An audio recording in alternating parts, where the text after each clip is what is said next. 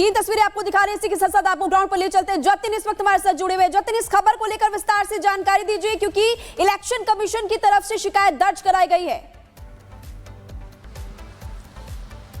आज बिल्कुल देखिए, कल शाम को तकरीबन 5:50 पर फ्लाइंग स्क्वाड टीम, जिसको एफएसटी बोला जाता है, उनकी तरफ से शिकायत तुगलक रोड पुलिस स्टेशन में दी गई है। और उस शिकायत में ये बोला गया है कि सरकारी काम में बाधा डालने की कोशिश कपूरथला हाउस में की गई है। आप तस्वीरें देख रहे हैं, ये कपूरथला हाउस है। अब सीएम भगवंत मान, पंजाब के मुख्यमंत्री, यहीं पर ही रहते हैं, उनका सरकारी आवास है। तकरीबन 1.5 घंटे तक टीम कल यहाँ पर इंतजार करती रही। एफएसटी की टीम उनके साथ मौजूद थी और तकरीबन 5:50 पर तुगलक रोड पुलिस स्टेशन में शिकायत देने के बाद 6:15 बजे इसी सफेद दरवाजे से टीम अंदर जाती है। लेकिन अंदर अगर मेरे विजय तस्वीरें दिखा पाए, जो आप काफिला देख रहे हैं, सीएम का फ्लीट देख रहे हैं, इसी जगह पर टीम को जो है वो संभवतः यहां पर रोका गया था और उसके बाद उन्हें बंगले के अंदर जाने की इजाजत जो है वो नहीं दी गई। और यही कारण था कि शिकायत में साफ तौर पर बोला गया कि सरकारी काम में बाधा डालने की कोशिश, वो अंदर जांच करना चाहते थे लेकिन उनको जांच करने से रोका गया। किसी भी कमरे में उन्हें जाने नहीं दिया गया। बाकायदा कमरों पे जो ताले हैं वो लगे हुए थे। सिक्योरिटी चेक बाकायदा एफएसटी टीम का इस कपूरथला हाउस में जाने से पहले कराया गया, लेकिन अंदर लॉन में उन्हें रोका गया। सिर्फ जो कॉरिडोर थे वहां पर जाने की इजाजत दी गई। तो जो काम वो करने आए थे वो काम वो नहीं कर पाए और यही कारण था कि तुगलक रोड पुलिस स्टेशन में इस पूरे मामले में एफएसटी टीम के द्वारा जो शिकायत है वो दी गई है। दिल्ली पुलिस का साफ तौर पर कहना है कि शिकायत उनको रिसीव हुई है, लेकिन आगे किस तरीके से कार्रवाई करनी है उसको लेकर दिल्ली पुलिस इस पूरे मामले में लीगल ओपिनियन जो है वो लेती हुई नजर आ रही है। लेकिन सवाल वही है कि इलेक्शन कमीशन को इस तरीके की शिकायत उनकी विजिलेंस ऐप पे मिली थी कि कपूरथला हाउस से जो कैश है वो डिस्ट्रीब्यूट किया जा रहा है और उसी शिकायत के निवारण के लिए, उसी शिकायत की जांच करने के लिए जो एफएसटी टीम, तमाम जो डीओ थे उनके साथ मौजूद थे इलेक्शन कमीशन के, वो कपूरथला हाउस पहुंचे थे। आप ये गेट देख रहे हैं, अभी भी गेट पूरी तरीके से बंद है। भगवंत मान तक बिल्कुल जतिन, बड़ी जानकारी आप दे रहे हैं। फिलहाल बहुत बहुत शुक्रिया हमारे साथ जुड़ने के लिए। तो देखिए, कपूरथला पर सियासी गदर मचा हुआ है। अब इस छापे का सच क्या है ये हम आपको बताते हैं ग्राफिक्स के जरिए। देखिए, आम आदमी पार्टी ने बड़ा दावा किया था, आम आदमी पार्टी की तरफ से बड़ा दावा किया गया, जिसके बाद मुख्यमंत्री भगवंत मान के घर पर छापा मारा गया। भगवंत मान के दिल्ली के आवास पर रेड डाली गई और साथ ही साथ आपको पता, दिल्ली चुनाव से पहले इलेक्शन कमीशन की छापेमारी है, क्योंकि 5 फरवरी को वोटिंग होनी है, 8 फरवरी को नतीजे आएंगे। सीएम आतिशी ने गंभीर आरोप लगाए, जिसके बाद दिल्ली पुलिस ने छापेमारी की कार्रवाई की।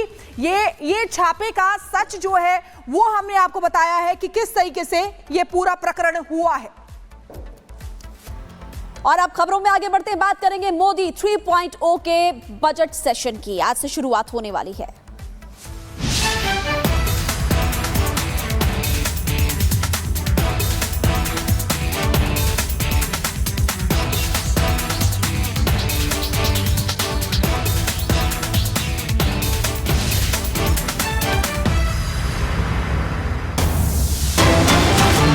बजट सत्र का आगाज आज से होगा। सुबह 11 बजे संसद में राष्ट्रपति का अभिभाषण होगा। कल वित्त मंत्री निर्मला सीतारमण बजट पेश करेंगे। राष्ट्रपति का अभिभाषण आज होने वाला है। 57 मिनट 22 सेकंड शेष बचे हैं। राष्ट्रपति 11 बजे संसद के दोनों सदनों को संबोधित करेंगे और उसके बाद इकोनॉमिक सर्वे भी पेश होगा। 18वीं लोकसभा का पहला बजट सेशन शुक्रवार यानी कि आज से शुरू हो रहा है और सुबह 11 बजे राष्ट्रपति द्रौपदी मुर्मू संसद के दोनों सदनों लोकसभा और राज्यसभा को संबोधित करेंगी। इस पर आप इस रिपोर्ट को देखिए।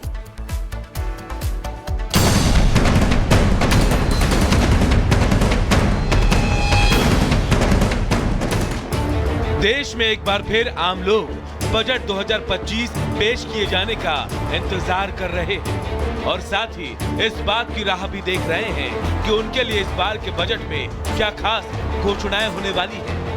1 फरवरी को वित्त मंत्री निर्मला सीतारमण बजट पेश करेंगी। वहीं आज से शुरू हो रहे बजट सत्र को लेकर सियासी सरगर्मी भी तेज है।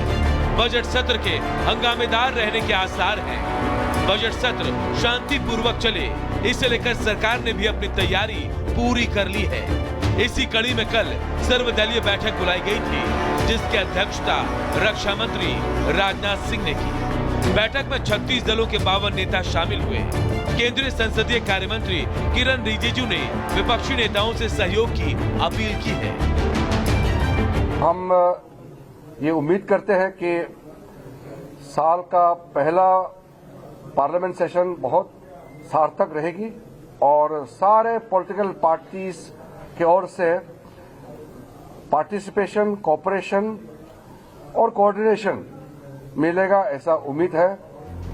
आपको बता दें कि संसद के बजट सत्र की शुरुआत 31 जनवरी को पार्लियामेंट के ज्वाइंट सेशन में राष्ट्रपति द्रौपदी मुर्मू के अभिभाषण से होगी और फिर अगले दिन 1 फरवरी को आम बजट पेश किया जाएगा। 3 फरवरी से लोकसभा और राज्यसभा में राष्ट्रपति के अभिभाषण पर चर्चा शुरू हो जाएगी। बजट सत्र 2 चरणों में होगा। पहला चरण 31 जनवरी से 13 फरवरी तक चलेगा। इसमें 9 बैठकें होंगी। पीएम मोदी 6 फरवरी को राज्यसभा में बहस का जवाब दे सकते हैं। इसके बाद दोनों सदन 13 फरवरी तक के लिए स्थगित हो जाएंगे। सत्र का दूसरा चरण 10 मार्च को शुरू होगा, जो 4 अप्रैल 2025 तक चलेगा। सूत्रों के मुताबिक इंडिया ब्लॉक बजट सत्र में कुंभ, बेरोजगारी और किसानों के मुद्दे पर चर्चा चाहती है। ऐसे में इस सत्र के हंगामेदार होने के पूरे आसार हैं। वहीं देश के आम लोगों को इस बजट से कई उम्मीदें हैं और सबकी निगाहें 1 फरवरी को पेश होने वाले बजट पर टिकी हैं। Bureau report, Republic Bharat. और दिल्ली से सागर इस वक्त हमारे साथ जुड़े हैं। सागर, आज से बजट सत्र की शुरुआत हो रही है। कल 1 फरवरी का दिन बजट पेश होने वाला है। बहुत सारी उम्मीदें हैं लोगों को भी, लेकिन अभी क्या देख पा रहे हैं आप सत्र की शुरुआत होने से पहले?